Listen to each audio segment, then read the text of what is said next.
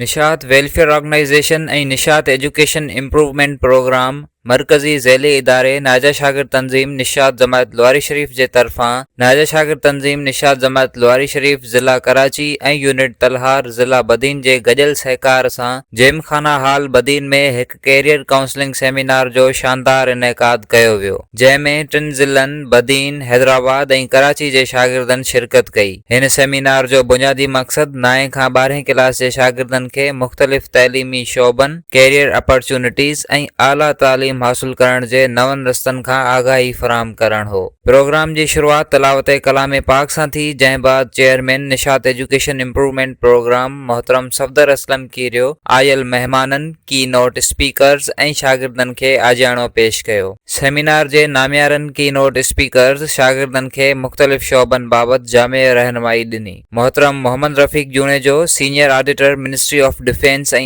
Associate member ICMA शागिर्दनि खे accounting ऐं फाइनेंस जे शोबे में मुस्तक़बिल जे मौक़नि बाबति तफ़सीली मालूमात फराहम कई। Professor doctor Ayaz Keerio director of admissions university of Sindh ऐं director institute of mathematics and computer science IIT ऐं आर्टिफिशियल इंटेलिजेंस जी फील्ड्स में जदीद कैरियर गाइडलाइन ॾिनी। Doctor Hussain Bakhsh Korejo MBBS MCPS CHP consultant and interventional paediatric cardiologist associate professor NICVD Karachi medical sciences जे शोबे बाबत जामे गुफ्तगू कई। Doctor Javed Unar BDS MSc dentistry CHPE Dow associate professor Dow university dental surgeon ऐं रिसर्चर मेडिकल साइंसेज ख़ुसूसन FSc pre medical खां पोइ दुरुस्त रस्तनि ऐं मौक़नि ते तहक़ीक़ी रहनुमाई फराहम कई। मोहतरम Ghulam Hassan Bughio additional health secretary ऐं अॻूणो director general monitoring and evaluation government of Sindh competitive इम्तिहाननि CSS ऐं PCS जी तयारी ऐं शमूलियत बाबति वाज़ह हिकमत अमली ॿुधाई। Doctor Imran Latif associate professor department of civil and environmental engineering Nizwa university Oman शागिर्दनि खे परॾेही स्कॉलरशिप्स हासिल करण लाइ मुकमिल रोड मैप ऐं रहनुमाई ॾिनी। Advocate Amjad Ali Mangi lecturer Shaheed Zulfikar Ali Bhutto university of law Karachi शागिर्दनि खे लॉ, जुडिशरी, कानून ऐं अदलिया में कैरियर जे मौक़नि बाबति आगाही ॾिनी। निशात वेलफेयर ऑर्गेनाइजेशन ऐं मरकज़ी ज़ैली इदारे नाजा शागिर्द तंज़ीम निशात जमात लवारी शरीफ नेप तरफ़ां करायल हिन सेमिनार में मरकज़ी उहिदेदारनि में नाजा शागिर्द तंज़ीम निशात जमात लवारी शरीफ सदर Habibullah Junejo, general secretary Faizullah Qazi, press secretary Mohammad Ali Talpur, chairman Nishat education improvement programme Safdar Aslam Keerio, Nishat welfare organisation जे रुकन निसार अहमद सूमरो, NST ज़िला बदीन जे सदर नबीबुल्लाह कोरेजो, NST ज़िला कराची जे सदर आबिद अली जूणेजो, निशात गर्ल्स विंग जमात लवारी शरीफ जी ज़िला सदर मैडम गज़ाला साहिड़ो,